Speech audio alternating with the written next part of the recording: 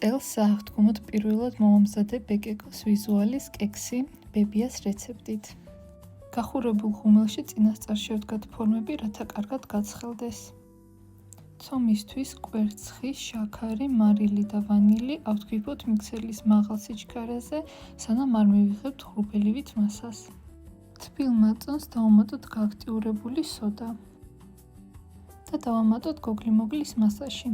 ორიგინალურ რეცეპტში არ იყო, მაგრამ მე ზეთით დავამატე.